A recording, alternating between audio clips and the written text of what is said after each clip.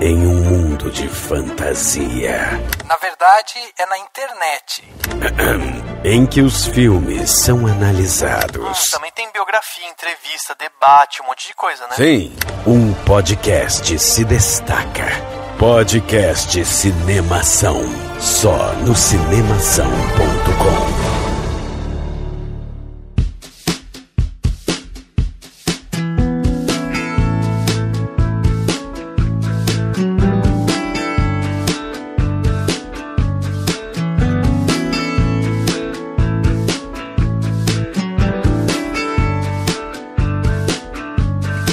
Seja bem-vindo ao podcast Cinemação 234. Eu sou Rafael Arinelli e ser ou não ser? Eis a questão.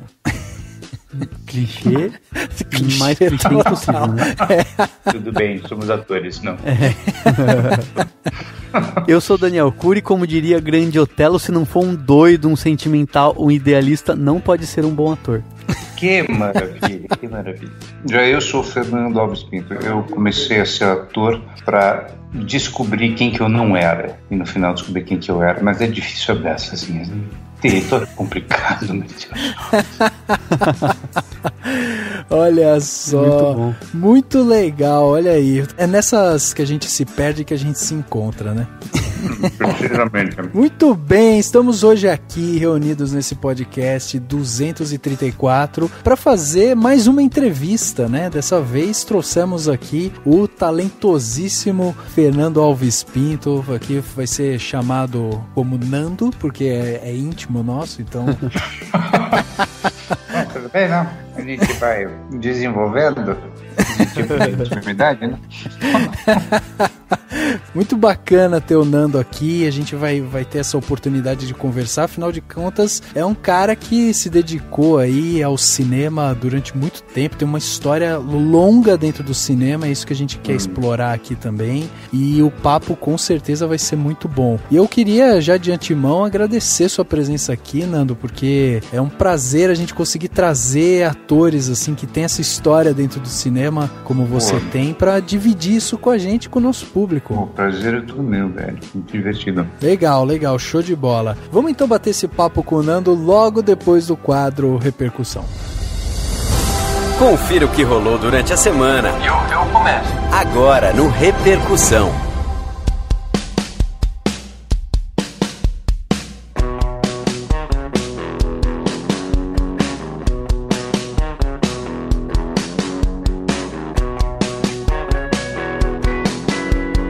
Segunda entrevista esse ano, hein, Dani? Depois de um podcast super legal falando sobre Capitão Fantástico lá com a Juva Lauer, agora a gente chega aqui com um convidado de peso, um cara que vive o mercado cinematográfico brasileiro há muito tempo. Um cara que grava filme pra caramba, filme bom, merda, pra mas ao mesmo tempo ele é super acessível, assim, é um cara super acessível, então isso é muito legal, assim. Vai ficar muito legal esse podcast. E se você tá escutando a gente e quer mandar o seu recado aqui pro Cinemação, você pode mandar o seu recado para o e-mail contato@cinemação.com ou entrar nas nossas redes sociais, sempre procurando por Cinemação. Cinemacal, sem o cedilha, sem o tio, sem os parênteses. Cinemacal, você vai lá, encontra o Cinemação, dá uma curtida, dá uma comentada, manda seu recadinho. A gente recebeu vários comentários pelo Twitter nessa semana que passou. Muito legal ver a galera interagindo com a gente. Sim. O Twitter tá mais vivo do que muita gente acredita. Tem muita gente que não usa o Twitter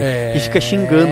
Você usa o Twitter? Ai, nossa, quem que usa Twitter? Muita gente usa o Twitter. Muita gente usa o Twitter, pois é. Eu uso mais o Twitter pelo próprio Cinemação do que o meu pessoal, sabe? Eu gosto mais de ver lá o que tem nas coisas do Cinemação. Eu falo várias besteiras. Quem quiser me seguir só vai ouvir bobagem. Pois é.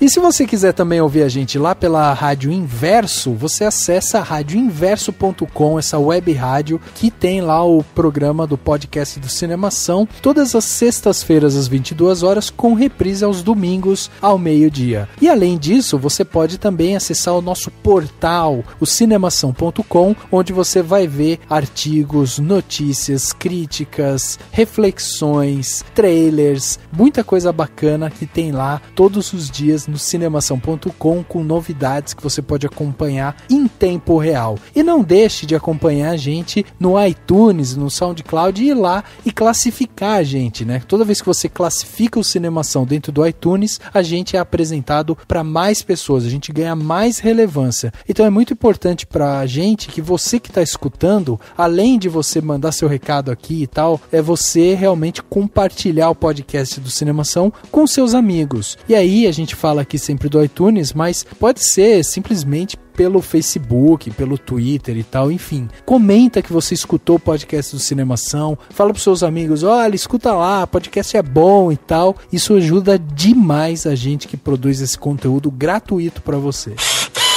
Você quer ver o Cinemação ainda por muito tempo com podcasts como esse, com a entrevista que a gente vai fazer hoje e com papos tão interessantes? E você quer ouvir podcasts que falem de cinema com respeito, diversidade de opiniões, sobre filmes clássicos, cults e lançamentos? Você tá cansado de gente gritando e bradando palavras sem sentido em podcasts desconexos? Você quer um papo gostoso, inteligente, mas que ainda tem aquele charme do famoso papo de bar? E você acha que o que a gente faz merece mais reconhecimento e retorno? Então você deve achar justo que as pessoas possam apadrinhar o Cinemação e contribuir com algum valor mensal. E esse valor é melhor do que você pensa, porque ele não é nem baixo nem alto, ele é simplesmente aquele que cabe no seu bolso. Se você concorda com isso, você vai topar ser patrão do Cinemação.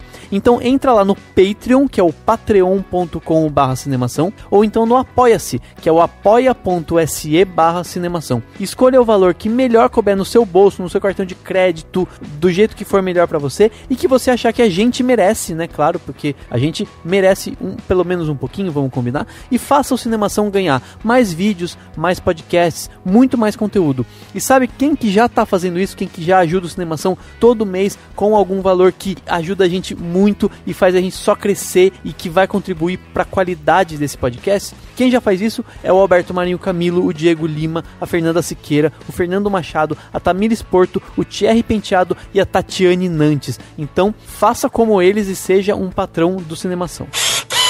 Chegando aqui na parte onde as pessoas saíram dos seus armários e deixaram comentários aqui pra gente, temos aqui vários comentários que chegaram justamente do podcast 233 sobre Capitão Fantástico, né? Onde a gente trouxe aqui a queridíssima Juva Lauer lá do Mamilos para discutir um pouco mais sobre Capitão Fantástico, se aprofundar no que é o Capitão Fantástico. E a gente recebeu aqui um e-mail muito legal, sem spoiler free, do Robson Prado. E ele falou o seguinte: olá pessoas, me chamo Robson, tenho 35 anos e moro em Marília, São Paulo. Olha aí, Dani, chegamos em terras paulistas. Chegamos na terra da TAM. Da TAM. É sério, a TAM surgiu. Não é mais TAM, né? É Latam, mas ela Latam, surgiu lá nos transportes aéreos de Marília. É isso aí, olha aí, chegamos aí. E ele continua: há um bom tempo escuto vocês e me delicio com as melhores análises e discussões da podosfera brasileira. Pronto, ganhou nosso coração, vai ser lido no podcast, tá vendo? Com só certeza. Puxar um pouco de saco que você tá aqui. É assim. Sim, a gente funciona desse jeito mesmo. Aí ele coloca: eu já havia assistido Capitão Fantástico, mas quando vi que vocês iriam discutir sobre essa obra, assisti novamente o filme, só que dessa vez na companhia da minha esposa. Ela não é muito fã de filmes e séries, só descobri isso após o casamento. Olha isso, daí podia ser da divórcio, hein? Imagina, meu Deus, como... Enfim, mas tudo bem. Boa sorte pra vocês, Robson.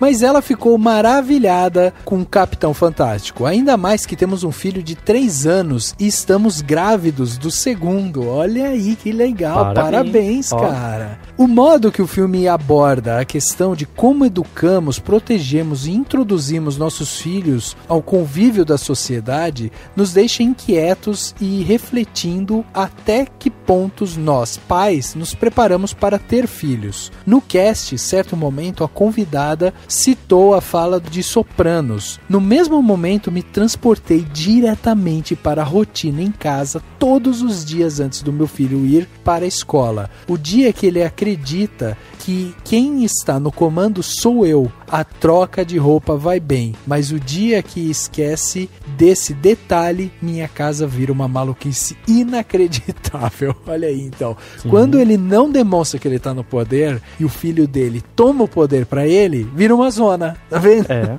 Por isso precisa de um nível de autoritarismo. Exato. Né? E aí, quem falou, né, essa frase foi a Ju, e ela pegou e falou justamente isso, da frase do Sopranos, que fala que o cara que é da máfia e tal, o cara fala assim, a gente não pode deixar que eles percebam as nossas fraquezas. Que a gente não tá no controle. Que a gente não está no controle, exatamente. Então é um pensamento mafioso, mas que funciona bem aí para educação de filhos, olha aí. E aí ele continua, parabéns pelo episódio, adoramos, já que apresentei vocês a minha esposa, que já se tornou fã e me disse que pretende ouvir sempre, o que pra mim será excelente, porque imagino que agora irá assistir mais filmes e séries para que ela possa desfrutar o podcast com mais imersão. Abraços. Olha aí que bacana. Cinemação salvando casamentos. Salvando casamentos. Olha aí, não estamos só agora na área de cinema e entretenimento, estamos também aí dando consultoria de casamentos. Sim, desenvolvimento pessoal,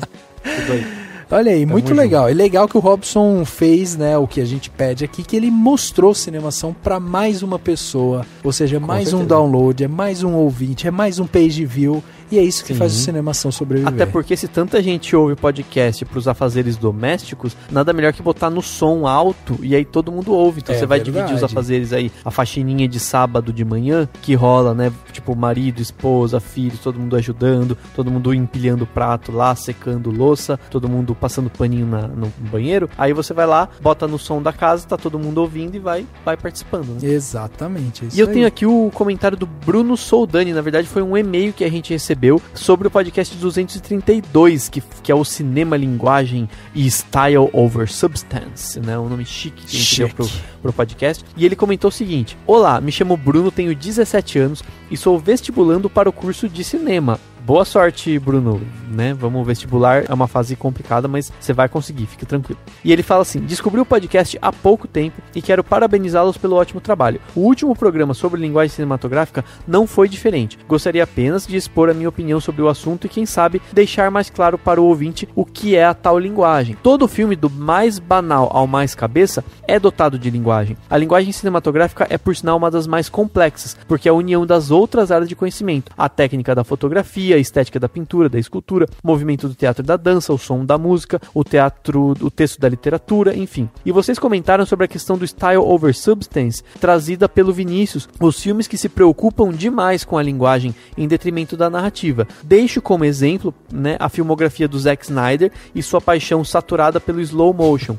Algumas obras do Wes Anderson e sua esquizofrênica simetria, e até mesmo algumas obras do Quentin Tarantino, em especial Kill Bill 1 e 2, e seus diálogos de tensão que não levam a lugar nenhum. Não me entenda mal, eu adoro muitas obras dos diretores citados, só acho que algumas vezes a preocupação estilística supera o conteúdo. Bem bacana o comentário do Bruno, e ele continua assim, ó: mas gostaria de levantar um contraponto. Não acho que o termo ao contrário, substance over style, exprima exatamente o que eu quero dizer, mas acho que há filmes que acabam não usando a linguagem de maneira a ajudar no storytelling. Vou tentar exemplificar. O filme Fences, de 2016, dirigido pelo Denzel Washington, pra mim é um filme que falha na exploração rasa da linguagem. O roteiro, baseado em uma peça, me parece que foi pouco alterado para a adaptação, criando uma história teatral e verborrágica. A interpretação do Denzel Washington e principalmente da rainha Viola Davis são um show à parte e valem o filme, mas os recursos cinematográficos como edição, trilha sonora, cenário são pouquíssimo utilizados, criando uma experiência que, como filme, não acrescenta muito. Haja vista que o próprio elenco do filme apresentou a peça de teatro após o lançamento. Enfim, espero ter acrescentado algo. Continuem com um ótimo trabalho. Abraços. Cara, contribuiu muito, assim. Eu acho que a gente acabou não explicando pontualmente, assim, o que é a linguagem cinematográfica e o que é não utilizar. E claro que linguagem todo mundo tem. Todo filme vai ter uma linguagem. Sim, óbvio sim, que tem. Sim. Senão você não é um filme, né? Mas questão que ele explicou, ele deu exemplos perfeitos de filmes que tem muita firula e não tem tanta substância, embora sejam excelentes filmes. Ninguém vai dizer que o Zack Snyder é um mau diretor. Você pode criticá-lo, mas, né? E pelo amor de Deus, Quentin Tarantino. Mas faz sentido o que o Bruno disse. E aí o Bruno veio com o Fences, com um exemplo de um filme que poderia usar mais disso e que a gente inclusive comentou num podcast que teve sobre o Fences, né? Sobre um limite entre nós, né? Que é o título em português. Sim. E achei sensacional, contribuiu muito para todo mundo entender melhor, né? Eu acho que é importante a gente destacar que qualquer obra que ela seja over, né? Alguma coisa, tipo uma coisa seja maior do que a outra, ela está desequilibrada e de alguma maneira ela pode soar não agradável para as pessoas pessoas que estão assistindo. Então, assim, essa questão que até o Vinícius trouxe é um toque, né? Se você vai exagerar em alguma coisa, que você exagere, então, mais na história do que nos efeitos, porque efeitos sem história acaba se tornando uma coisa muito vazia. Agora, se você exagera mais na história e diminui um pouco a parte de efeitos visuais e tal, você ainda consegue salvar o filme de alguma forma. Agora, o que é o ideal? É você equilibrar as duas coisas na balança, você ter efeitos bacanas, uma linguagem bem comportada, que tenha lá toda a sua o estilo do diretor. Exato, você traz todo o estilo do diretor, mas também você tem toda a parte história mesmo, né, que acrescenta aquela linguagem que está sendo apresentada. Então o ideal é as duas partes iguais e não over nunca, né? E o ideal é que não seja nunca. Agora, se for para exagerar, exagera um pouco mais a mão na história.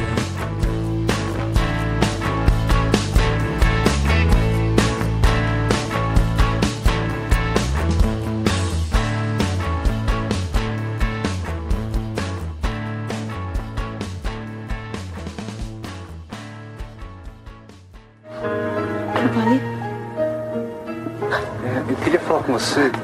Que é você? Desculpa entrar assim. Olha, eu não tenho nada a ver com isso, não. Juro, eu não fiz nada, não tenho nada. Não chega perto de mim. Calma. Fica aí, não. Calma. Parou.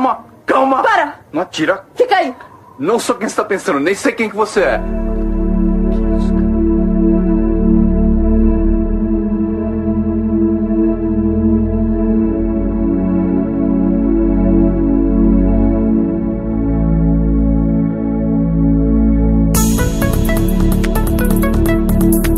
Fernando Alves Pinto, esse paulista, né? Filho de cartunista do Zélio Alves Pinto, sobrinho do Ziraldo, é um cara que já nasceu e foi esculpido ali no meio artístico, hein? A minha mãe é cartunista também, minha mãe. Olha aí. Meu pai, eles tinham um pato, isso há muito tempo atrás, meu Deus. O pato era tão legal, as formigas, assim, era uma tira na folha, isso aí, e essa era a parceria do meu pai e minha mãe. Então, realmente é uma família imensa. Tanto artista. Outro dia encontrei um amigo meu, o Pedro Bispo, aí ele falou que ele encontrou um primo meu, e aí a gente tem uma certa risada, né? Porque falar que é primo do Nando é quase uma metáfora, né? Pois é.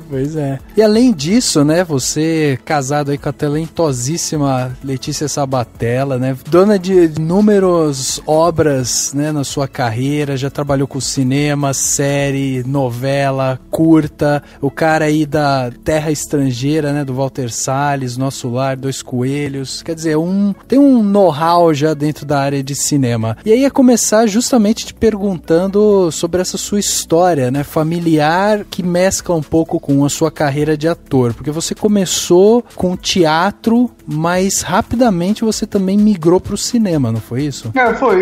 Eu comecei fazendo peça em casa, né?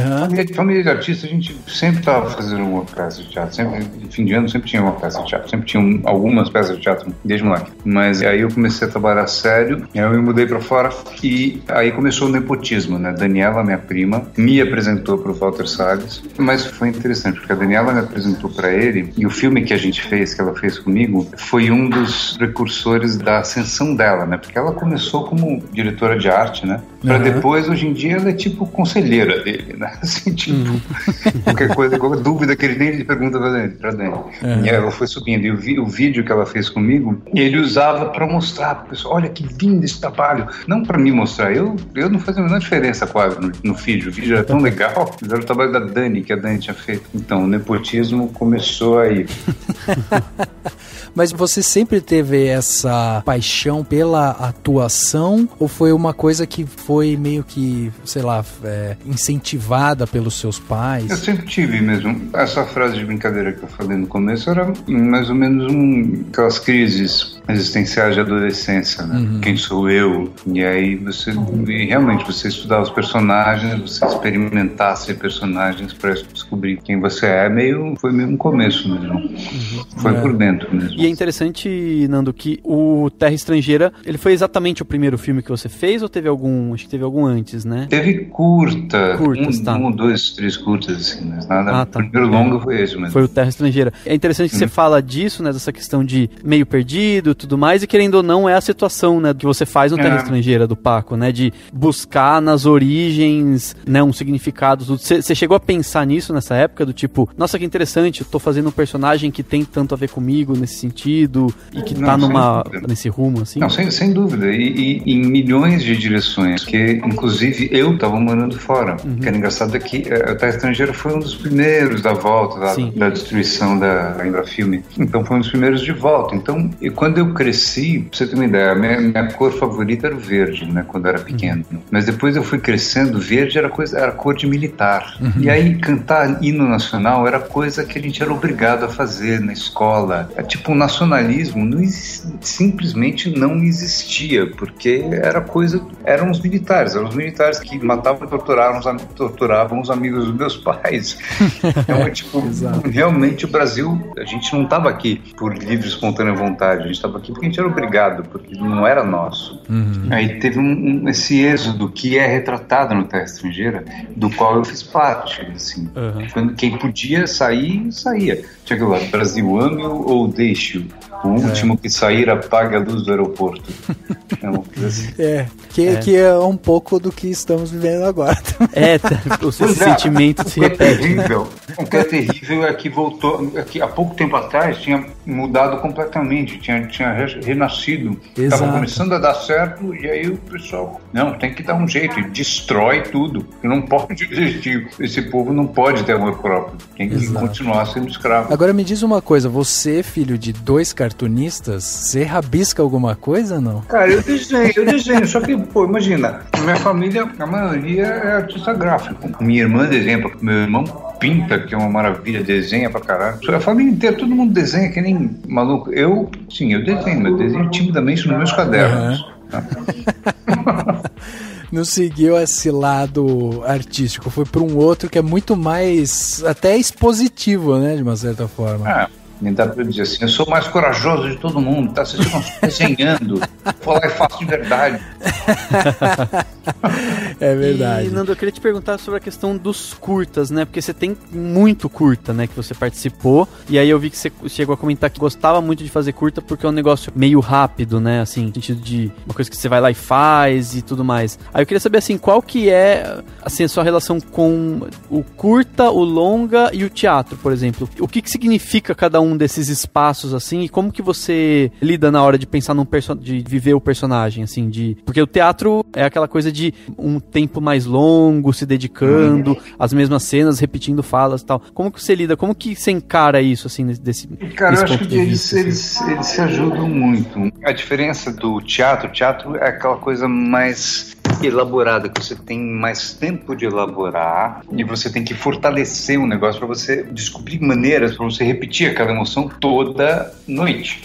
Então você descobre alguns caminhos para você fortalecer aquilo. E a temporada, o que é muito legal, que você fica uma temporada longa, você vai descobrindo maneiras diferentes. Todo dia é uma performance nova, mas você vai fortalecendo algumas coisas, você vai descobrindo outras, você vai descobrindo algumas coisas que não funcionam.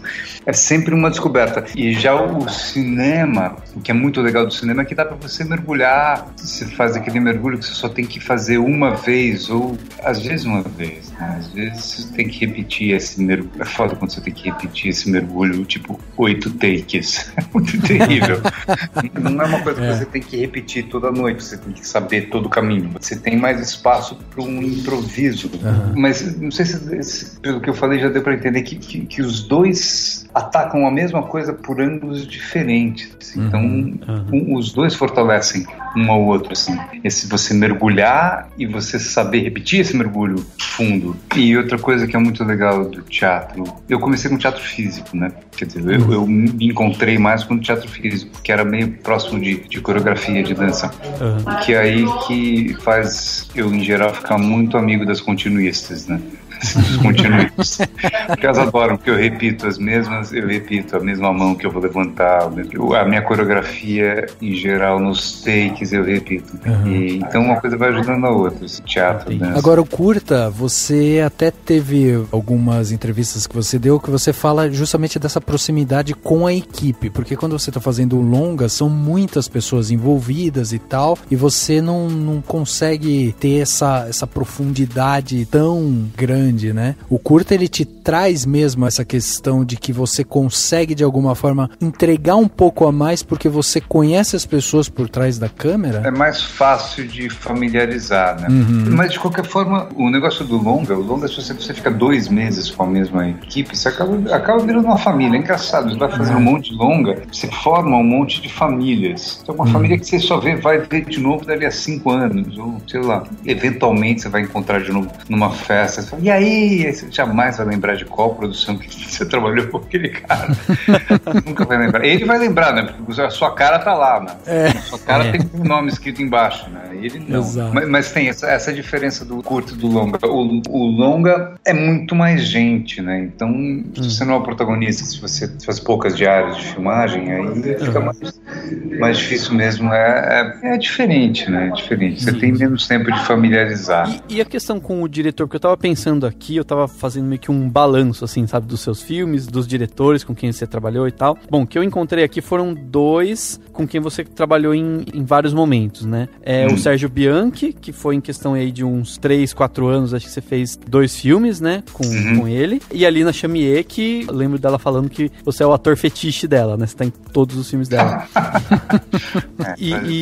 Então, e aí eu queria saber assim, aí claro, com o diretor eu imagino que tem uma relação mais de proximidade, né, do ator e tal. E aí eu queria saber como que você vê a evolução, sabe, do diretor e sua também, mas sabe assim, de um trabalho pro outro. E no caso da Lina, né, desde o primeiro até o último que vocês fizeram. Na questão assim, do trabalho, do desenvolvimento do personagem ou da comunicação entre vocês, você já chegou a pensar nisso, em como funciona você reencontrar um diretor com quem você já tá habituado e conseguir, sabe, assim, é mais fácil ou não gera mais desafios, talvez? Eu e a Lina, a gente se entende muito bem, né, que a gente já se conhecia desde um menino, assim, os nossos pais eram amigos, então a gente ficou amigo quando nós dois estávamos morando lá em Nova York. Ela foi para lá estudar clarineta e cinema. E aí a gente ficou mais próximo lá, porque a gente tem diferença de idade, sei lá, 7, 10 anos, não lembro direito. Mas quando se conheceu, isso fazia muito mais diferença, né? Eu tinha 12 e ela tinha 20. Isso são gerações diferentes. Só que você vai crescendo, quase não faz tanta diferença mais, né? Então a gente só foi ficar amigo quando nós dois estávamos morando fora. E aí a gente se entende muito rápido, é muito bom quando ela precisa de alguma coisa. E mesmo quando a gente filmou o São Silvestre, que a gente teve uma briga, assim, uma briga absolutamente inédita, uma briga que nem eu nem ela acreditou que a gente estava brigando. A gente não, como assim a gente está brigando? Isso não cabe no script, né, da nossa vida. Isso não existe no script, essa página foi rasgadinha com você. Mas mesmo assim, essa parceria é muito importante, né? E vai crescendo. O Bianchi, ele merece um documentário, ele próprio. Ele é um dos diretores mais interessantes que eu já trabalhei. Assim, a grosso modo, você é um maluco. Mas quem não é, né? Quem não é? De perto, ninguém é mal. Mas é que ele extrapola, ele é extraordinário. E é hiper inteligente. As coisas que ele faz... Cara, sabe que até Gurdjieff, que é esse mestre, ele fazia uns absurdos, assim, que é como assim, ele pode fazer esses absurdos. Mas é quase isso. Não digo que o Bianchi seja tão sábio quanto o Gurdjieff, mas ele tem ele é inacreditável. Quando você está fazendo um filme com ele e depois você vê como o filme fica, às vezes você fala, como assim? Ficou legal. Porque enquanto você está fazendo, ficou bom, meu Deus, como assim? Como ficou bom? Daquele jeito, aquela bagunça que acontecia, aquela paranoia, mas aí fica bom. É inacreditável como o Bianchi consegue fazer uns filmes bons. É que, não sei, parece que não tô falando mal, pelo contrário, é que é assustador às vezes os sets dele, mas os filmes ficam bons, e não é de maldade, não é de, não sei, é de um caos. Um caos criativo. É, né? Um caos criativo, um caos que se revela-se hiper criativo. Sim, eu acho que quem já viu pelo menos algum filme dele, acho que consegue entender o que você tá falando, porque realmente, assim, dá pra imaginar um pouco, assim. Eu pelo menos acho que tô conseguindo visualizar isso, assim. Quer dizer que se eu explodir de raiva, eu posso voltar para o umbral. Nunca se sabe, André. Nossos sentimentos e pensamentos comandam aonde estaremos. Isis, eu preciso saber notícias da minha família. Tudo a seu tempo. E aí, Nando, um negócio que eu queria entender também, imagino que você já tenha falado algo a respeito, assim, que você sempre fez poucas participações em TV, né? Assim, teve o caso até da série do Menino Maluquinho, mas eu acho que deve ter sido, enfim, quase uma pegada de cinema, talvez, por ser mais, ter sido uma temporada e tal. No caso, é mais recente a sua participação na novela, né? Foi em 2015, né? Você foi fazer uma novela depois de ter tido uma vida totalmente voltada pro cinema, pra curtas, pra longas. Você acha que foi um choque com o dia a dia? Porque diz que novela é uma loucura, né? De todo dia no Projac da vida, esperando entrar em cena. Pra você foi um choque ou não? Você sabia o que te esperava lá? Não, eu sabia. Eu já tinha feito muito pouco, mas eu sabia, e tem muitos amigos meus que sempre fazem. Então, esse regime industrial, sabia como funciona. É muito peculiar esse negócio. Da minha relação com televisão, eu sei que é possível fazer coisas lindas. Pô, eu adoraria fazer alguma coisa com o Miguel Arraes, mesmo com o Luiz Fernando. Os trabalhos do Luiz Fernando são lindos. Eu vejo pouca televisão, né? Porque me incomoda esse industrialismo, como as coisas são feitas. Então é tudo muito raso. É tudo muito raso, não é preconceito, eu acho. É industrial, não tem como não ser superficial. Sim. O estímulo maravilhoso para fazer televisão é que você fica quase um ano com um plano de saúde pago, você ganha uma grana legal todo mês, uma estabilidade maravilhosa, que depois, quando acaba o contrato, você ainda ganha rescisão de contrato, que são mais 3 ou 4 meses de salário. Então é maravilhoso. Essa é a melhor parte. É um CLT da vida, né? Mas não, isso é maravilhoso. Eu sinto, as poucas vezes que eu fiz, eu fiquei na Globo, sei lá, 2 ou 3 vezes, talvez. Vem tanto a calhar, é tão bom. Tão bom você ganhar uma estabilidade. Quando eu comecei no cinema, eu neguei televisão durante alguns anos. Falei, não vou fazer. Não vou fazer. Me chamaram, falei, não, eu declinei o mais diplomaticamente possível, até ver que, infelizmente, viver de fazer cinema no país ainda não estava muito possível.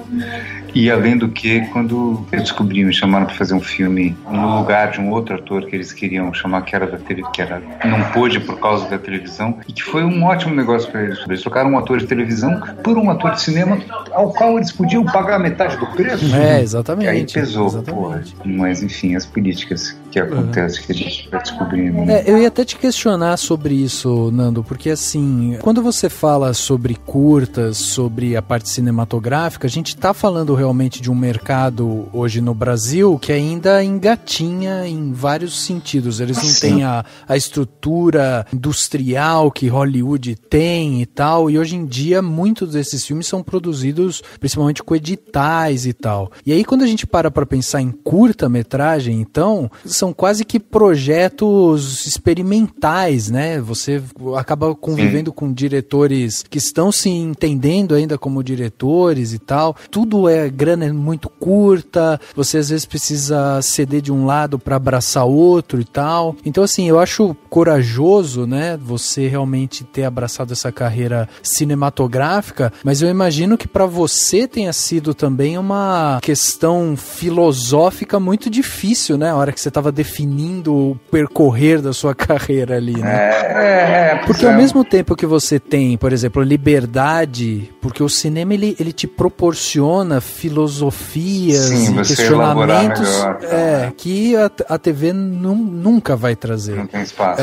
Aí, para o desenvolvimento de um ator, por exemplo, eu acho super válido esse mergulho cinematográfico, né? E a gente vê muitos atores hoje buscando o caminho dos cinemas, às vezes até das séries e tal. Mas assim, quando você percebe justamente essa diferença desse poderio econômico, né? Complica pro lado profissional mesmo, né? Porque como você falou, o CLT no final do mês lá acaba ajudando muito. Eu ia até te perguntar, Nando, sobre a questão, tipo, uma pergunta até meio direta, né? Se não tem TV, o que ajuda mais a pagar as contas? Cinema ou teatro? Gevidebeck, né? Aquela história, né? Eu vivo de bico. Gevidebeck é Jô Soares, 1980, Gevidebeck. Enfim, Gevidebeck, eu faço bastante locução. Teve época que eu até paguei as dívidas da família fazendo locução. Infelizmente, esses tempos áureos passaram. Não, porque é legal quando a gente pega um, sei lá, você vira o locutor de um banco, o locutor de não sei o que aí você fica um tempão, todo mês tem 1 ou 2 ou 3 filmes, isso é maravilhoso, só que eu não pego isso faz algum tempo. Mas o teatro, quando eu me mudei pro Rio, que foi engraçado, eu me mudei pro Rio porque eu comecei a engatar uma produção teatral atrás da outra. Foi curioso, eu morava em São Paulo, eu fazia os meus filmes de vez em quando uma peça, e eu fiz até uma novela, fiz até O Direito de Nascer, quando eu estava morando em São Paulo. Aí eu me mudei para o Rio por causa de uma peça e comecei a fazer uma peça atrás da outra, que eram produções com grana, então sim, dá para viver. Eu vivi alguns anos só com teatro, e às vezes a gente faz um filme com um orçamento que te paga mais do que 1 ou 2 aluguéis, mas varia tanto. Entendi. Mesmo locução que você faz por preço que mal paga o táxi, outras que pagam 2 aluguéis. E cinema, curta-metragem que não paga, curta-metragem que paga um cachê simbólico, curta-metragem. Eu já fiz curta-metragem que eu ganhava até direitinho. Eu já fiz até um curta-metragem que eu ganhei, ganhei o preço que eu ganhava numa locução. Sabe? Até tem alguns curta-metragens que tem dinheiro, mas a maioria tem. A maioria a gente faz por amor à arte. Aí assim, entra a questão, imagino que seja mais rápido, né, que tem na novela, quando você tá fazendo e ela tá passando na TV, de repente você tem um retorno aí das pessoas e tal. E aí eu tava lembrando que você gravou pelo menos o Tônica Dominante, que você teve que sofrer um acidente, você voltou a filmar 5 anos depois, se não me engano, né, uma coisa assim. E aí junto com isso eu queria saber o que você acha também dessa questão de o cinema ter esse tempo longo, né, você grava, ele vai passar lá no festival ou estrear no cinema comercial 2 anos depois, 1 ano depois. Isso te ajuda, porque eu imagino que seja interessante porque ajuda a afastar um pouco do personagem pra depois revisitar. Isso faz sentido ou tô pensando maluquice, assim, no sentido de ser mais interessante ou ser mais interessante a novela, que você chega em casa e se vê na TV e já vê alguma coisa, algum retorno? Cara, na verdade, eu confesso que eu não perdi o hábito de ver televisão, então nem a minha novela eu assisti. Eu não assistia a minha novela. Então, quanto a isso, não fazia diferença, não. Quando eu tô filmando, me ajuda muito a assistir. Isso assim, pra elaboração do trabalho, né? Me ajuda bastante a assistir. O vídeo assiste, assim, na hora. Me ajuda muito. Eu gosto muito de aquilo me ajuda a elaborar, me ajuda a encontrar muita coisa. E esse espaço grande que tem depois que você termina de filmar e assiste, é legal você se desapegar e assistir bem depois, assim. É interessante. Não sei se você se preocupa um pouco com o retorno. Aí não sei, desde uma crítica cinematográfica, alguma crítica do filme que você fez, ou até, não sei, de repente alguém comentar algo. Isso faz algum sentido pra você? Ou é uma coisa que você não se importa? Não, sabe assim, de alguém já te dar algum feedback? Não sei, alguma coisa nesse sentido. Eu gosto. Não é tão frequente assim, não. Foi legal pra Minha Amada Morta, que foi bem recebido. Eu ganhei o primeiro prêmio de longa-metragem que eu recebi mesmo. Eu ganhei, sei lá, 2 ou 3 de ator. Mas é meio novidade, assim. Não... Tem pessoas que tem críticas que elogiam. Crítica é sempre bom, mesmo crítica ruim, sempre enriquece de alguma forma. Pois é, eu não presto tanta atenção. E não é tão frequente. E a televisão que eu fiz, o Menino Maluquinho, é legal que eu recebo críticas até hoje. Quer dizer, críticas positivas em geral. Eu conheço alguém assim, cara, eu te assistia toda tarde no Menino Maluquinho. Pô, é tão engraçado, é tão legal assim. E é tão surpreendente. De repente você começa a paquerar uma moça. Eu já não faço mais isso, porque eu sou casado. Mas antes de eu casar, as mocinhas chegavam pra mim e falavam, pô, meu Deus, o Menino Maluquinho é bastante peculiar esses approaches. Bastante peculiar. Que é muito específico, né? Porque é uma série que exibida há muito tempo, né? É diferente da novela, que é mais instantânea, do cinema, que às vezes chega mais tímido, ou às vezes tem muito que nem chega, né, na sala comercial, no grande público, né? Sabe um que muita gente me chama ainda? Aula de francês que eu dei, que eu fiz um curso que eu dava aula de francês, Que era um programa muito legal, que é uma pena que tenha parado, que não tenha continuado, porque era para ser nível 1, nível 2, nível 3, só a gente só fez um nível 1, que era muito legal, mas até hoje me acham no Facebook, assim, ou me encontram na rua e falam francês, eu ajudei para eles aprender a falar francês, é tão legal. Devanir, chega. Não, Devanir, no carro não quero mais, a gente já deu sorte de não ser assaltado de novo. Eu fico de olho, amor. Não, que vai ver o que tá aí debaixo, Devanir, levanta. Ó, se você quiser a gente vai lá pra minha casa. Não, aí fica ruim pra mim, você mora longe aí, atravessar a cidade inteira na ida e na volta, mano. Então vamos no motel. No motel fica tarde, a Selma fica cabreira se eu chego de madrugada. Você tinha que ser casado, né?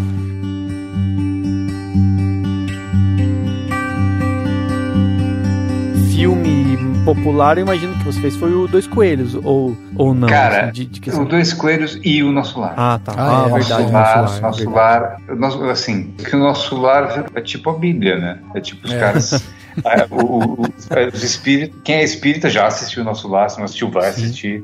Assistiu algumas vezes, vai assistir algumas outras vezes. Então, muita gente me fala do Nosso Lar também. Mas Dois Coelhos, muita gente fala também. Dois Coelhos é que eu acho que foi o grande filme com um apelo gráfico e tal que o Brasil produziu, né? Assim, foi o que trouxe mais apelo visual e tal, que era uma coisa que a gente não tinha muito. Exato, né? Fernando, eu queria pensar um pouco, trazer um pouco lá no começo, porque eu tô pensando assim, a galera que tá escutando a gente pode estar escutando e tá falando, pô, legal e tal, mas como é que ele começou? Aí, olhando aqui a sua história, eu vi que você começa fazendo algumas peças de teatro e tal, mas você estuda a parte de interpretação quando você vai para os Estados Unidos, né? E aí eu queria saber, você fez uma formação, você tem uma formação formal nisso, uma coisa de faculdade, escolas e tal, ou você fez alguns cursos? Como é que foi a sua construção como ator? Né? Bom, aquele jeito que eu te falei de desde moleque sempre brincar com isso, né? Engraçado, mesmo em inglês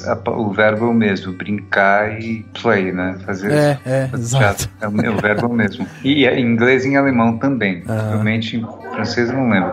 Mas, então eu comecei desde criança, mas não, eu não me formei, eu não sou formado. Eu terminei a escola no Brasil e aí eu prestei vestibular. Eu queria prestar vestibular para física e para artes cênicas, só que não dava, porque era tudo na USP e precisava prestar um na USP. Aí eu prestei para artes cênicas e engenharia na FAP. Eu só fui aprovado em engenharia na FAP. Fui reprovado em artes cênicas, mas aí eu viajei. Aí meus pais estavam morando em Nova York, eu fui para lá com eles. Tá. Aí eu acabei não me formando. Eu fiz um monte de curso quando eu morava lá. Teve um que eu achei que eu me encontrei mesmo, que foi o de teatro físico, que era meio uma companhia de dança. Companhia de teatro físico, mímica, dança, por aí, né? O Adaptors foi meio quando eu encontrei o meu caminho ali, assim, quando a primeira vez. Opa, é aqui que eu venho ficar. Só que aí eu comecei, só que aí eu não fiquei. Aí eu fui pra fazer cinema. Mas eu sempre estudei, eu sempre fiz um monte de cursos. Eu faço menos cursos agora, mas sempre que dá, ator, você só para de estudar depois de morto, eu acho. Você acha que é realmente importante essa busca por cursos e tal? Faz diferença? Porque você acaba ganhando algum tipo de técnica diferente na hora da interpretação? Ou a prática é mais importante? Não, eu acho que a prática não é mais importante, não. A prática é muito importante. E agora, se você pesquisar, você estudar e descobrir técnicas, isso é que eu acho que é mais importante. Você estudar, ler pra cacete, ler muito.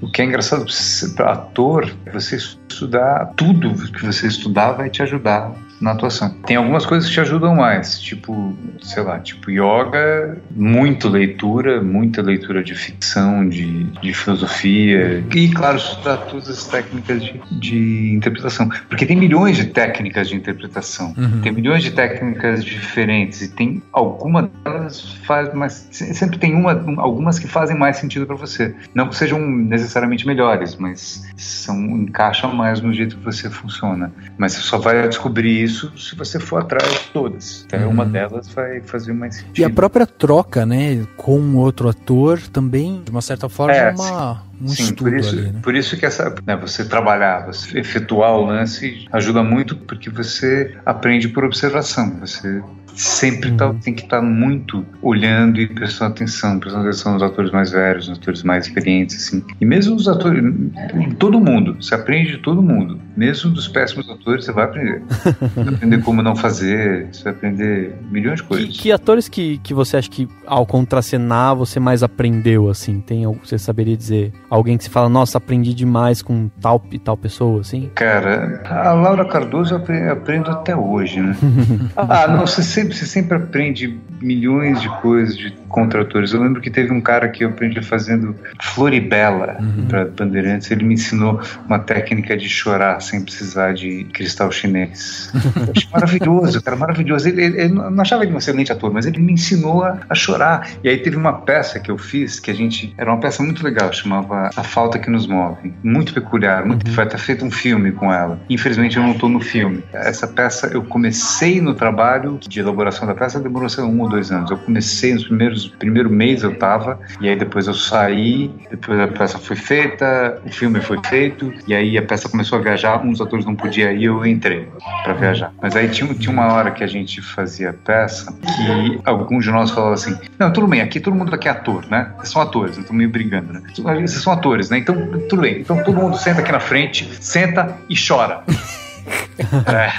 Era essa a cena. Aí eu sentei e fiz aquilo que o menino tinha me ensinado. E é tipo um truque, é tipo o cristal chinês que você põe no olho, só que sem usar cristal chinês. É uma outra coisa, é uma técnica que você vai sozinho. É tão legal, porque eu lembro que uma atriz... a Renata Sorrah, eu nunca fiz cinema com ela, mas a gente aprende milhões, ela é impressionante. Não foi ela que falou isso pra mim. Eu não lembro quem que foi, mas foi alguém que eu respeitava muito, eu não lembro, meu Deus, eu lembro do que ela falou, mas não lembro quem é. Mas ela chegou pra mim, Nando, naquela hora que vocês sentam e choram, foi impressionante. Eu via no fundo dos seus olhos, assim, aquela tristeza, aquela nostalgia.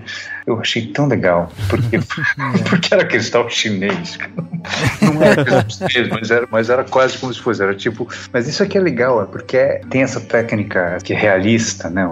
Realista, que tem que ser real. Tem que ser real? Não tem que ser real. Você vai dos dois lados. Tanto que essa técnica do cristal chinês, você vai por fora e por dentro. Os dois se ajudam. Né? Se fosse só por dentro, eu ia demorar 3 horas para eu conseguir chutar.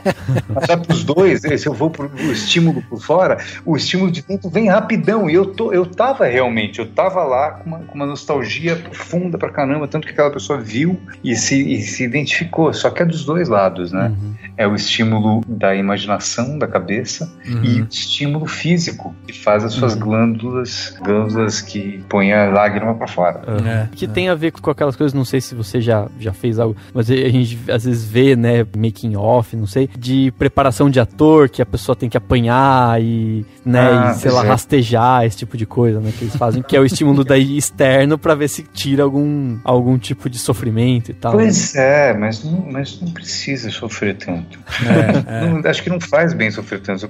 Você machuca, não precisa, tem outros caminhos. São estímulos mais sutis do que você apanhar, mais sutis do que você ser humilhado, né, que é que muitas vezes acontece nessas técnicas. Coisas mais sutis, enfim, e mais a sua imaginação. Sua imaginação é mais importante ainda. Ô Nando, a gente fez uma cobertura um tempo atrás de um filme que se chama Alguém Qualquer, do Tristan Aronovich. Ele foi diretor do filme, fez o papel principal e tal. É um filme de baixo orçamento e tal, mas ele é muito interessante porque mostra a história de um zelador de um prédio que vive ali naquele cotidiano quase que como uma pessoa invisível, né, para os moradores. E aí vai mostrando todo o drama envolvendo esse zelador. O Tristan é um cara alto, loiro, olhos azuis e tal. E o zelador, ele era um cara moreno, bigodudo, tinha os dentes tortos e tal.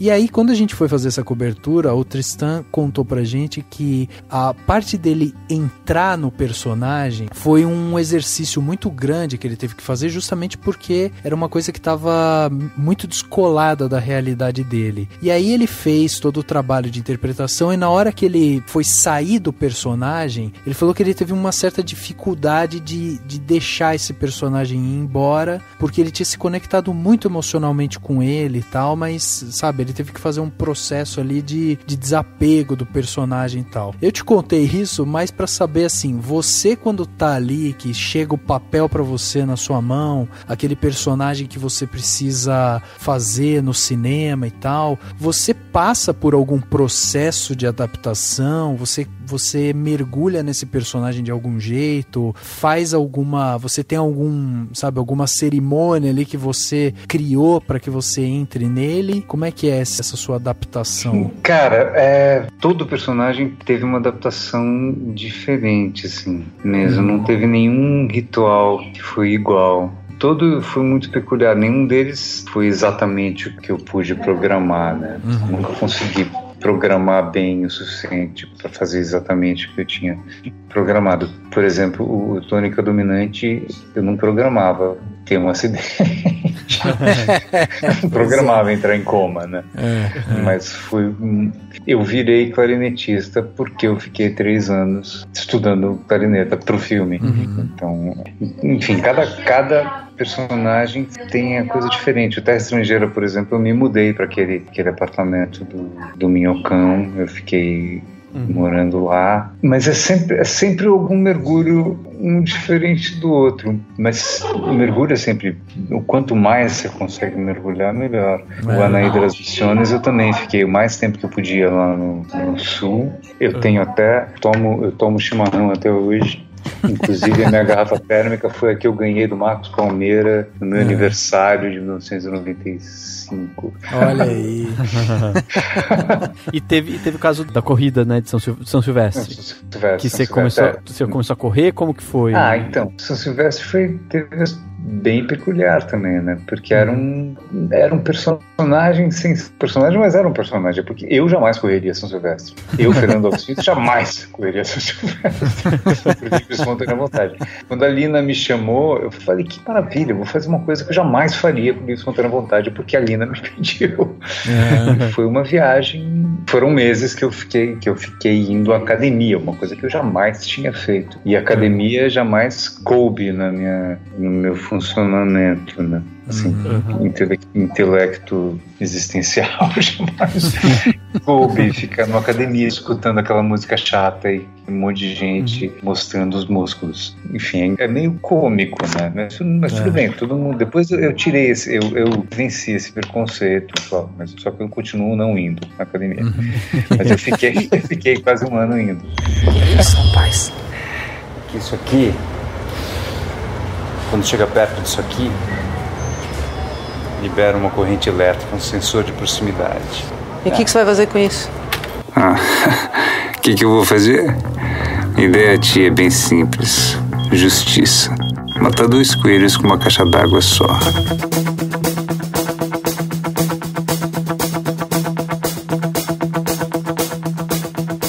Eu achei um negócio interessante que você falou questão do intelecto, né? E eu acho muito interessante como que ser ator é uma mistura, né? É muito intelectual, mas você tem essa coisa de o corpo, não sei se você enxerga desse jeito, mas eu acho muito interessante como que o corpo, você usa o corpo como instrumento e é quase como se ele não fosse seu, né? Você cresce cabelo, corta cabelo, emagrece, engorda, porque o personagem pede, porque precisa pra isso, precisa pra aquilo. Como que é pra você? Pra você é mais intelectual? É mais físico? É os dois? Você engordaria 30 quilos, por exemplo, fazer um personagem?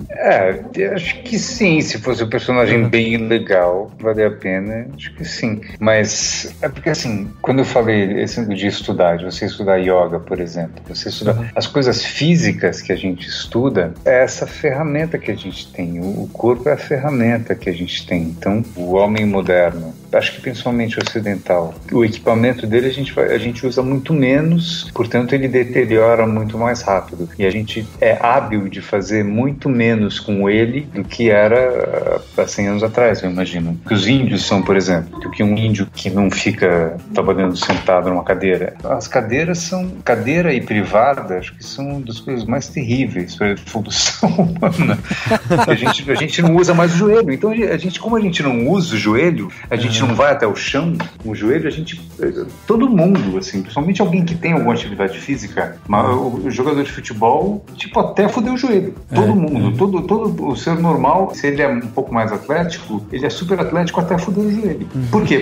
Porque a gente perdeu o hábito de sentar de cócoras, porque a gente não senta de cócoras, então o joelho, por falta de uso, ele fica mais fraco. Enfim, o que é legal do estudo do ator é você estudar o seu corpo com parcimônia, com atenção, assim, aos mínimos detalhes e as coisas mais profundas, os estímulos de cada pedaço dele. Aí você pode entrar até no negócio dos chakras, que pela yoga, onde estão as sensações, onde residem mais as sensações, todas as sutilezas das suas sensações no corpo, tudo isso é muito parte de um vocabulário que você vai podendo acessar para fazer suas interpretações. Então, você é mais dono do seu corpo. Você é e não é, né? Você cria um certo desapego também. Você pode fazer, você engordar muito, isso é legal, mas uma vez que você tenha o domínio suficiente para poder voltar, né? Porque de repente você fica muito gordo, fica mais difícil de você se mexer, né? Talvez você ganhe mais uma consciência corporal, né? Então, a consciência corporal, que parece coisa meio hippie, mas não é. Tipo, mais para samurai do que para hippie. E esse negócio de meditação transcendental. Pois é, não, mas eu já sou muito relaxado, não preciso relaxar mais. Meditação transcendental não é para você relaxar, meu querido. Não é para você relaxar, é para você poder ficar que nem um guerreiro, que nem um samurai. Para isso que serve. Não é para você relaxar. Relaxar não é o fim da picada. Relaxar só é um caminho mínimo, assim, é um mínimo que não tem a menor importância você relaxar ou não. Porque você tem que estar. O que a meditação te faz é ficar presente. Ficar presente e firme. Isso você sente alguma diferença, por exemplo, ter essa presença, né? Se você pensa no seu trabalho hoje e quando você estava começando, quando você não tinha tanta experiência, você sente diferença? Você já percebeu alguma diferença no sentido de quando eu estou muito presente, eu melhoro essa qualidade, consigo dar o meu melhor? Você sente isso? Como que é, assim, pra você? Não, sem dúvida. E quando eu tô mais em forma, assim, em todos os sentidos, né? Tipo, a cabeça mais clara, assim, tudo funciona com a cabeça mais clara e o corpo mais... Quase como se a circulação rodasse melhor, como se estivesse tudo fluindo um pouco melhor, as coisas rodam muito mais fácil, a respiração chega muito mais rápido, a gente consegue falar mais rápido, as palavras vêm mais rápido, mas você fica muito mais, as coisas ficam mais claras e sem dúvida, eu sinto que dá para eu atingir coisas mais fundas do que algum tempo atrás, e claro, e dependendo da época também, dependendo se eu fico, sei lá, um tempão só lidando com estresse, assim, a gente vai ficando mais burro, né? A gente flutua o tempo inteiro, vai melhor e pior o tempo inteiro, mas a gente vai aprendendo mais. Nando, teve algum personagem que você sentiu que te exigiu mais do que o comum, assim? Que você falou, porra, a hora que esse cara chegou aqui na minha mão e eu tive que entrar na pele dele, teve um clique ali, alguma coisa que mudou em mim. A ponto de mudar... Olha, tem um filme agora, ele não entrou no cinema, ele entrou VOD, né? View on Demand. Tá na Now, tá na Oi TV e no Claro TV, uma coisa assim, acho que esses três. Chama Desabafo. O lance é que no Desabafo, primeiro longa-metragem do Márcio Venturi. A gente teve uma ajuda, a gente teve 2 encontros com o Sérgio Rezende, mas o Sérgio Rezende, a gente teve 2 encontros, 2 leituras e conversamos sobre um pouco. A gente não pode chamar isso exatamente de preparação de elenco, não foi... Ele deu uma força. Mas só que o negócio desse filme é que são 3 casais, 2 atores, eu e a Inês Viegas. Nós 2 fazemos 3 personagens. Um é um classe alta, assim, um playboy, um casal de playboys cariocas, de madame. O outro é um motorista de ônibus e uma manicure, favelados. E o outro é um emergente barra. E era uma produção, não era um BO, né? Era um SO. Era um SO. Sem orçamento, né? Mas o filme ficou legal, só que o mais interessante do filme é a coragem que eu e a Inês, a gente mergulhou em direções fundas e muito diferentes. E na mão do Márcio, só que o primeiro longa dele, enfim, você dirigiu um longa, ele dirigiu a gente, mas ele não tinha assim como ter um approach exato sobre a nossa interpretação, assim, foi meio um mergulho cego, meu e de Inês. Esse parece que foi o mais difícil que eu encontrei. Eram 3 personagens muito radicais. Aliás, eu quero assistir de novo, porque... Enfim, chama Desabafo, tá em cartaz aí, tá passando. Quem vocês puderem ver depois, puderem me falar o que vocês acharam também. Sim, enfim, acho que esse foi o mais difícil mesmo, o mais desafiante que eu fiz.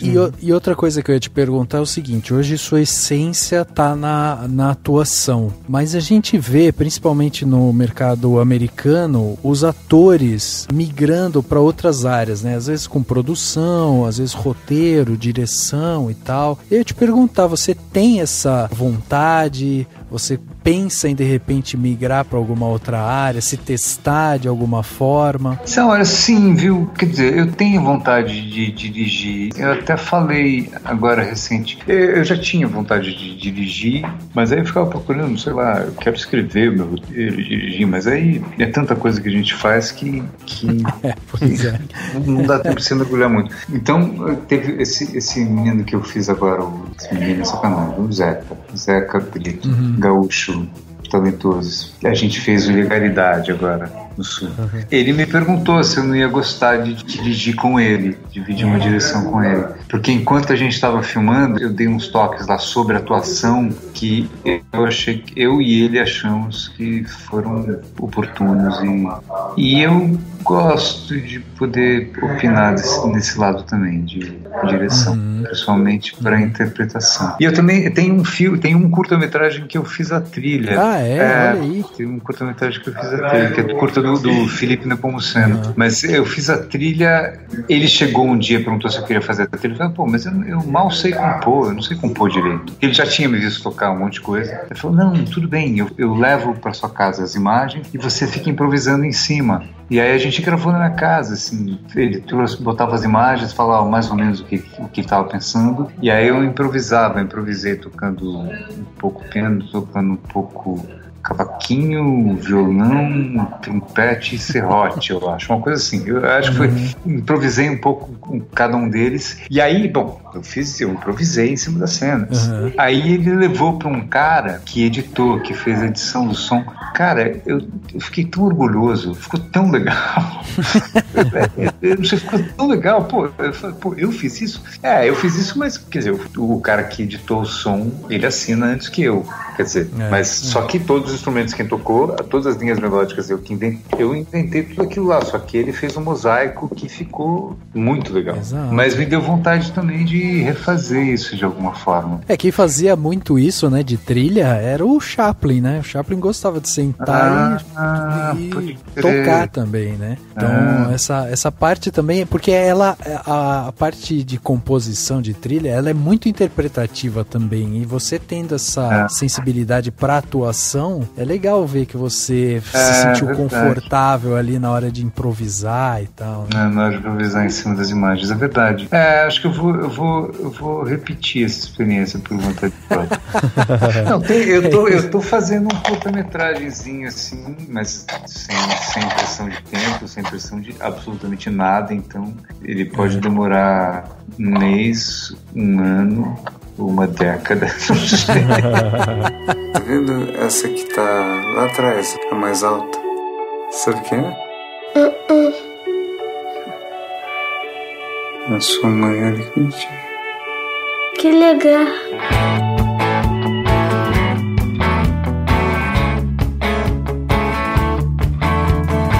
Ô Nando, tem algum personagem que você tem vontade de fazer, que você acha que você ainda não teve oportunidade? Fora o Hamlet também? Eu lembro que recentemente a gente teve o filme do Fragmentado, né, com James McAvoy, e falam muito da interpretação dele, porque ele interpreta um cara que tem 24, 25 personalidades. E a interpretação dele é fruto de toda uma história que ele tem dentro do teatro, né? E ele mesmo já deu declarações dizendo que o filme trouxe para ele essa experiência nova de reviver algumas coisas que o teatro proporcionava, justamente por ser um personagem muito intenso, né? Ele era muito pesado de se fazer e tal. E aí eu fico pensando se de repente um cara como você, que viveu tantos personagens já tem tantos filmes aí, de repente tem alguma coisa que você fala, putz, me falta fazer um cara que tem, sei lá, problema físico, não sei. Ah, cara, sabe que tem um filme que chama Elvis e Madonna? Sabe qual que é Elvis e Madonna? Sim, sim. Então, o Lafitte, ele me convidou pra fazer esse filme. Uhum. E aí, enfim, a gente ficou meio que se namorando de fazer. Tava meio na dúvida se ele ia fazer com alguém que era travesti de verdade. Eu tava na dúvida, ele tava assim, não, Nando, peraí. Não, você tá muito legal. Depois a gente teve uma época que ele, como ele tava nessa dúvida, ele pediu pra eu fazer uma leitura, uma leitura encenada, e a gente fez. Quando eu fiz, eu falei, caramba, eu tenho que fazer esse personagem, é muito legal, é muito bom. E aí eu queria fazer. Só que enquanto ele tava nessa dúvida, eu tava com um filme austríaco aí, o Aviadores, que eu tava fechando e eu tava precisando de grana, esse tinha grana, e eu tava fechando, mas eu tava assim, eu fazia ou um ou outro. E aí eu falei pro Lafitte, não, eu quero, mas eu tenho que fechar com esses caras, vou dizer que eu não vou fazer o Aviadores. Aí ele falou assim, não, quarta-feira eu te ligo, que quarta-feira era tipo a data que eu tinha que fechar ou não com os austríacos. Aí ele falou, quarta-feira a gente se fala e eu te digo se vai ser você ou se eu vou fazer com um transexual. Aí aconteceu que chegou quarta-feira, ele não me ligou, passou o fim do dia, me ligaram lá do filme austríaco, aí eu fechei o filme austríaco, puxa vida. Sei lá, e aí 3 dias depois o Lafitte me liga falando assim, então, Nando, eu escrevi uma cena que vai ser citação do Terra Estrangeira. E aí, vamos filmar? Porra, Lafitte, cara, eu xinguei tanto, Lafitte, porra, eu tinha fechado, aí não dava. Enfim, agora, eu vi o filme tá legal. Só que eu adoro o Igor, adoro esse menino, super legal. Ele fez super bem, só que eu ia gostar muito mais do filme que eu fizesse. A minha Madonna, eu acho que ia ser muito mais legal. Eu nunca falei isso pra ele, mas mas outra coisa, enfim, falta um transexual na sua carreira ainda. Falta uma mulher. Que legal. Uma coisa que eu ia comentar, Nando, assim, pensei agora na idade, né, sua, do outro ator e tudo mais. É impressionante como você faz. Daí eu lembrei de uma expressão que eu sempre lia nas críticas, acho que do Merten, né, no Estadão, que ele fala, que ele sempre usava o termo physique du rôle, né, que aquela em francês, né. E aí eu tava pensando assim, você sempre faz papel de personagens bem mais novos que você, né? Até porque quando a gente falou, não, vamos gravar com o Fernando Alves Pinto e tal, eu falei, então, fui ver a sua idade, eu caí pra trás, eu falei, nem fudendo que ele tem essa idade, né? Porque você parece ser muito mais novo, né? Você consegue ter uma, não sei, imagino que hoje se você for fazer um cara de 30 anos, você faz tranquilinho, 20 e poucos, talvez. Sim, eu acho, né? Acho que sim, eu tenho cara de mais. Quer dizer, de vez em quando eu encontro com meus colegas de escola, bicho, eu falo, caramba, parece meu pai. Não, sacanagem. Sacanagem, mas é engraçado, já teve. Eu lembro de até um tempo atrás, assim, me ligava, essas agências de atores me ligavam assim, Nando, você pode mandar foto? Porque essa foto que eu tenho sua aqui tá muito velha, você tem cara de 20 anos, sei lá. Aí eu falei, pois essa foto é do ano passado. Mas eu já perdi também. Tem muita gente que não pensa em mim por causa, ou porque eu sou muito mais, porque a minha idade é muito maior do que a do personagem, ou é o personagem da minha idade, mas eu pareço muito mais novo. Não, mas tem suas vantagens, o que é legal, pra minha amada morta, eu faço alguém com a minha idade e passa. Eu passo pela minha idade também. Mas eu fiquei pensando nisso, porque é muito louco isso, né? Pra qualquer lado, né? Seja ser magro ou gordo, qualquer característica física que você tenha, o ator precisa ter esse trabalho de se entender e conseguir vincular o que ele quer com o que é possível pro corpo dele, né? Ô, Nando, deixa eu te fazer duas perguntas. Eu vou começar com a primeira, a segunda que é um pouco maior assim na resposta. A primeira é sobre projetos fora do Brasil. A gente vive às vezes uma visão sobre o mercado cinematográfico brasileiro que o público interno enxerga muito o nosso cinema ainda muito defasado. O pessoal começa a abraçar muitas obras que estão ali patenteadas ali pela Globo e tal, e acabam deixando de lado filmes às vezes independentes, de novos diretores e tal, e o país continua produzindo muita coisa, a gente vê muita coisa. Só que assim, quando a gente vê um cara como Rodrigo Santoro, Wagner Moura, Lázaro Ramos e tal, os caras que às vezes vão fazer alguma coisa, principalmente nos Estados Unidos, o pessoal olha pra isso como se fosse a estampa do sucesso, né? Pô, os caras chegaram lá no mercado americano é porque o cara é o melhor ator brasileiro e tal, em atividade, blá blá blá. Eu queria saber se você tem essa pretensão de trabalhar no mercado hollywoodiano, se você já trabalhou, se você imagina que isso possa realmente ser alguma coisa que melhora a visão do ator pro nosso mercado interno. Como que você vê essa relação da gente com o mercado americano? O mercado americano especificamente, né? Eu confesso que, como eu cresci lá, quer dizer, morei 6 anos, eu praticamente cresci lá, fui lá com 17 anos, que até 23, cresci lá, né? E eu achei, eu comecei a fazer cinema, falei, vou fazer cinema lá fora. Sim. Eu achei que isso fosse ser muito mais fácil, só que infelizmente não aconteceu. Eu até consegui teve um manager que me encontrou e aí foi super legal, só que ele é o manager do Wagner. Eu sei que ele virou o manager do Wagner e o Wagner ocupou todo o espaço dele. E aí acabou, os contatos que eu tive lá foram super legais e tal, só que nada aconteceu. Sei lá, uma das coisas que eu ia gostar muito de fazer lá ia ser para fazer uma coisa que eu gosto muito, que é cinema, ganhando mais dinheiro, como que eu faço quando eu faço uma novela aqui, né, que eu ganho uma estabilidade financeira, né? Isso ia ser super legal, né? Mas enfim, a vida é dura, a gente vai... Mas isso é um objetivo, é um goal seu ali, ir para lá, ou você não pensa nisso? Não, eu não penso muito nisso. Eu acho que eu vou fazendo o que está ao meu alcance. Jamais seria contra fazer uma coisa para lá, de forma alguma. O Afonso, o Dois Coelhos, o roteiro do Dois Coelhos foi traduzido, ele me falou que estava super legal e que ele dirigiria, e se ele dirigir, eu tô dentro, claro que não fazendo o mesmo personagem, mas eu faria, então seria maravilhoso fazer alguma coisa. Não digo que é um objetivo, não é objetivo,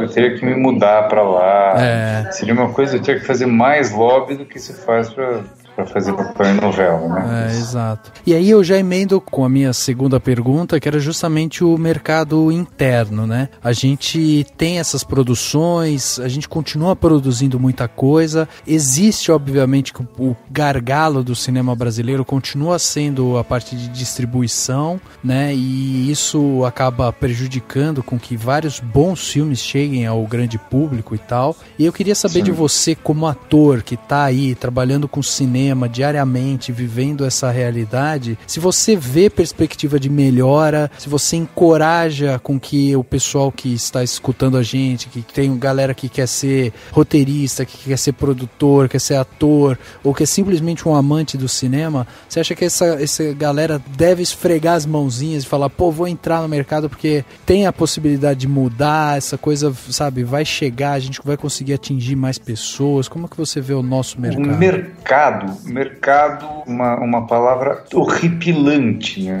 Mercado é uma palavra horripilante. Você cresce indo ao supermercado, né? Você acha que as coisas crescem no supermercado, que você vê, se seja uma coisa, você vai para o supermercado, né?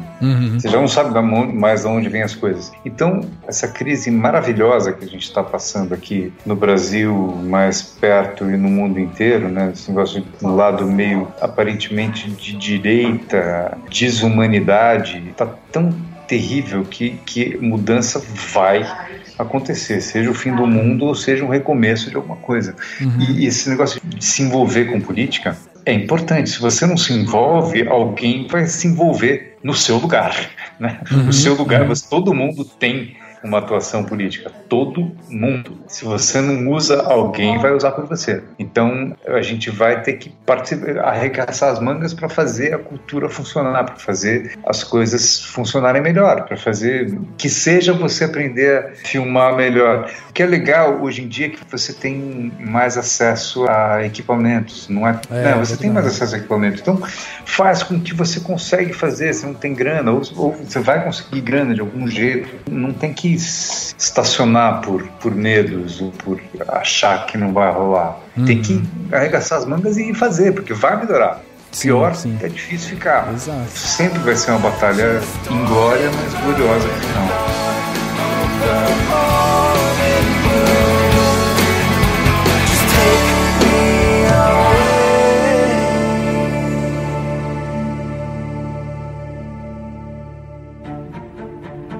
Dicas para a sua semana? No Plano Detalhe.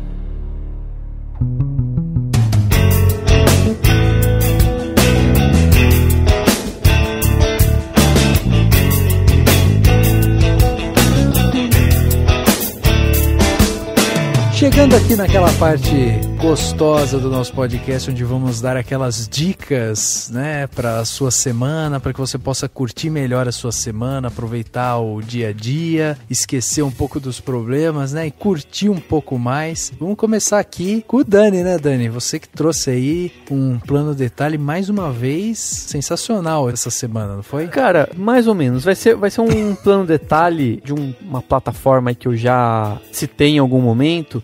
Mas tem muito a ver com o podcast de hoje, né? Que, enfim, a gente pensando aqui cinema nacional, falando com o Fernando e tudo. E aí eu fui ver todo mundo não, né? Mas assim, a gente vive citando, comentando que Netflix aqui, Netflix ali, todo mundo paga Netflix, porque Netflix é barato, tem um monte de filme lá na Netflix. Sim. E aí eu reparei que o catálogo de filmes brasileiros da Netflix é bem fraquinho. Tem alguns filmes bacanas, tem alguns filmes legais, mas de uma forma geral é, pelo amor de Deus, né? Eu falei, putz, podia ser melhor, né? Podia ser muito melhor, né? Já que tem tanto filme, já que tem tanta coisa boa, etc. E aí eu me dei conta de que concorrente brasileiro tem vários filmes nacionais muito bons, inclusive, pode ser que tenha mais, mas eu achei a Via Láctea, que tem o Nando no elenco, mas talvez tenha outros, talvez eu não tenha, que eu não vi tudo ainda de todos os que estão nessa plataforma, que é o Look, né, que é L-O-O-K-E. Look, eles têm alguma parceria com o Telecine On Demand, né, então tem vários filmes que acho que são do Telecine On Demand, que você consegue ver no Look. Tem várias coisas, tem tipo O Menino e o Mundo, que eu ainda não consegui ver, quero ver. Já fiquei pirado aqui, sabe?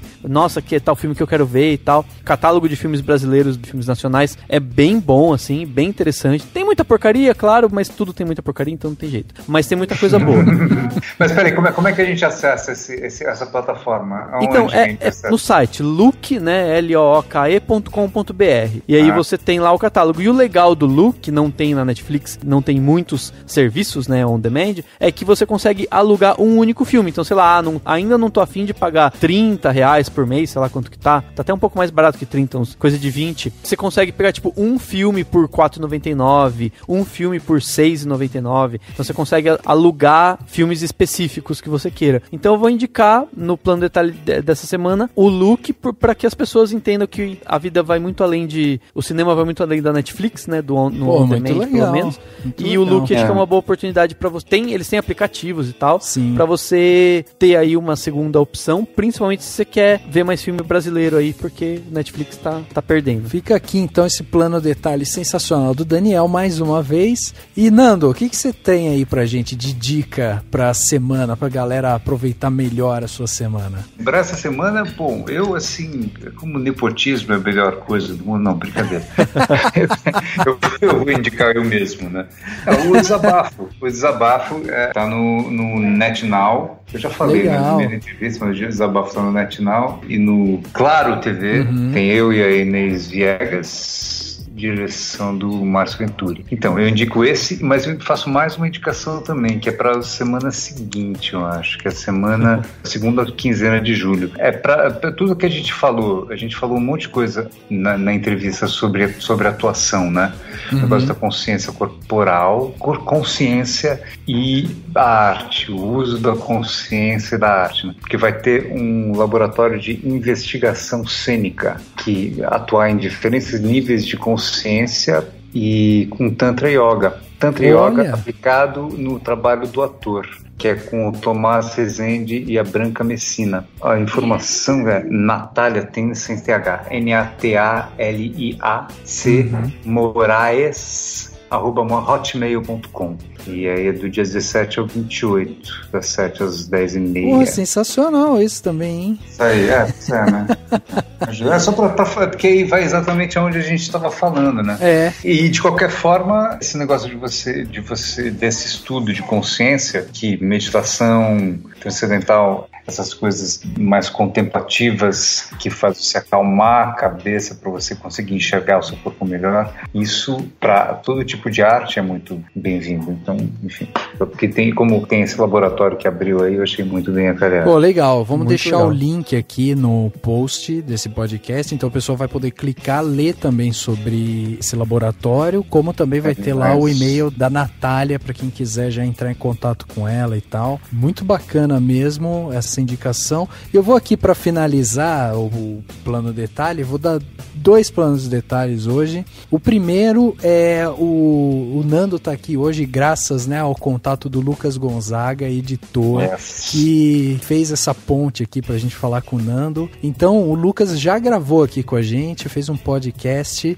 e aí fica aqui o convite. O primeiro plano de detalhe é esse, para você escutar o podcast do Cinemação 174, Profissão Editor, onde a gente faz um bate-papo lá com o Lucas sobre toda a profissão dele, né, como ele começou e tal. Fizemos esse bate-papo igual a gente fez com o Fernando aqui. E meu segundo plano detalhe vai para um site chamado Cena Zero, que é para você que tá aí pensando em fazer seu curta, tá pensando em fazer seu longa e tal. O Cena Zero é um site de aluguel de itens para produção de filme, de publicidade e tal. Então é muito legal porque tem uma galera que às vezes compra equipamento ou que tem uma locação, né, que pode ser usada e tal, e aí não sabe, pô, eu tenho aqui uma chácara e eu queria que, sabe, fazer uma graninha aqui com ela. Então você vai lá, cadastra sua chácara no Cena Zero e você deixa ela disponível para quem quiser fazer locação para fazer essas produções audiovisual. E também tem a galera que às vezes compra equipamento e não usa, né? Ou usa uma parte, comprei lá uma Canon 5D e não tô usando muito ela aqui, tá parada, pô, podia colocar o equipamento em uso e ainda ajudar uma galera. Então eles alugam o equipamento também. Então o cenazero.com.br é esse site que faz essa junção. Você pode alugar desde equipamento, locação, veículo, objeto, pro cenário também. É um site muito legal, tá sendo bastante usado aí pra galerinha que tá começando, né? E vale muito a pena para você que quer dar uma economizada na produção do seu filme e tal, vai lá no cenazero.com.br. Talvez você tenha alguma coisa para alugar aqui também. Sempre bom, sempre bom.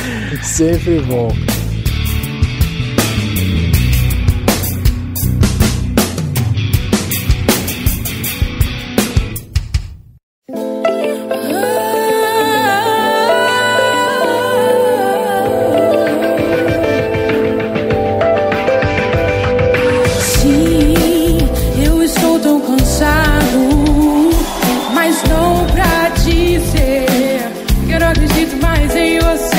Chegando ao final de mais um podcast, agora o podcast Cinemação 234, falamos aqui com o nosso querido Fernando Alves Pinto, esse ator fantástico que trouxe pra gente tantas reflexões sobre a área, sobre sua história. Então sempre legal a gente ter esse espaço para conversar com pessoas talentosas e que estão ali fazendo o cinema brasileiro acontecer. Então eu primeiro quero te agradecer, Fernando, mais uma vez pela sua disponibilidade de vir aqui bater esse papo com a gente, né? E queria que você também deixasse aí um convite, ou se as pessoas quiserem de repente falar com você, qual que é a forma mais fácil de repente entrar em contato? Você usa Facebook, Twitter, redes sociais? Eu uso, tem página no Facebook, assim, sempre dá pra mandar recado.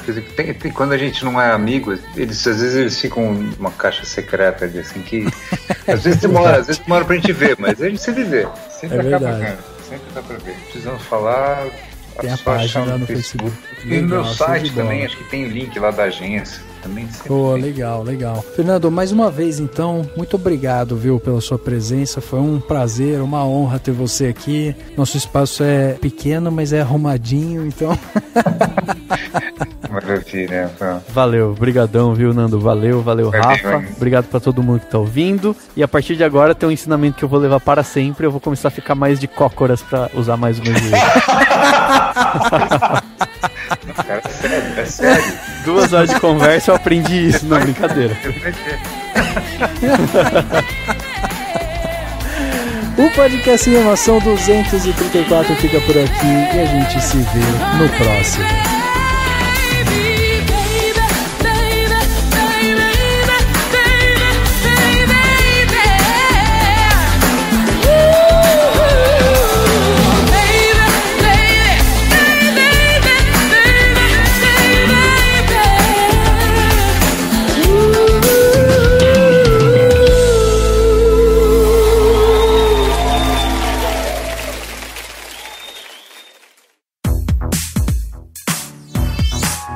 O podcast foi editado pela Isso Aí Design.